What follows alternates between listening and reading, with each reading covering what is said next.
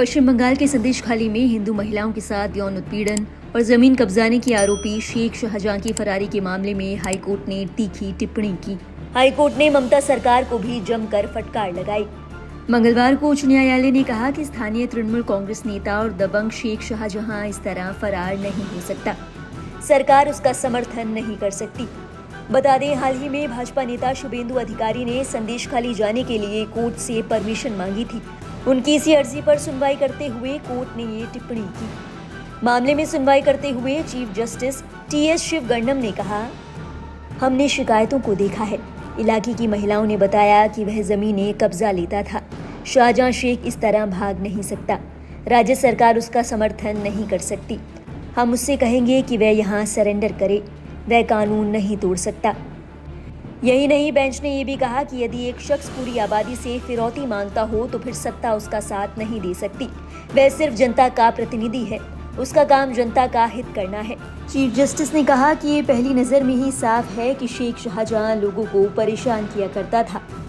Court ने कहा कि वह फिलहाल फरार है, अपराध करके गायब है। हम नहीं जानते कि उसे बचाया जा रहा है या फिर नहीं, लेकिन उसकी सुरक्षा कर पाना आसान नहीं होगा। संदेश खाली में पाबंदियों को लेकर हाईकोर्ट ने ममता सरकार को भी फटकार लगाई। अदालत ने कहा, आप सिर्फ तनावपूर्ण माहौल पैदा कर रहे हैं। आप बेवजह ही स्थानीय लोगों को परेशान कर रहे हैं। कोरोना की तरह ही लोग परेशान हैं और डिप्रेशन में हैं। ऐसा इसीलिए है क्योंकि उन्हें घर के अंदर ही रहने को मजबूर होना पड़ा है। हालांकि अदालत ने यह भी कहा कि कोई कुछ कहता है तो उतने से ही एक आरोपी दोषी नहीं हो जाता, लेकिन आप इस तरह से उसे भगा भी नहीं सकते। इस मामले में जवाब देते हुए राज्य सरकार के वकील की ओर से कहा गया कि इलाके में इसलिए पाबंदियां नहीं लगी कि आम लोगों को परेशान किया जाए। उन्होंने कहा कि हमारी कोशिश ये है कि नेताओं के ज्यादा पहुंचने से वहां की स्थिति खराब न हो। बता दें, टीएमसी स्थानीय नेता शाहजहां शेख करीब 1 महीने से गायब है। जनवरी में ईडी की टीम ने शाहजहां के घर छापेमारी की थी, लेकिन शाहजहां के गुंडों ने टीम पर ही हमला कर दिया था।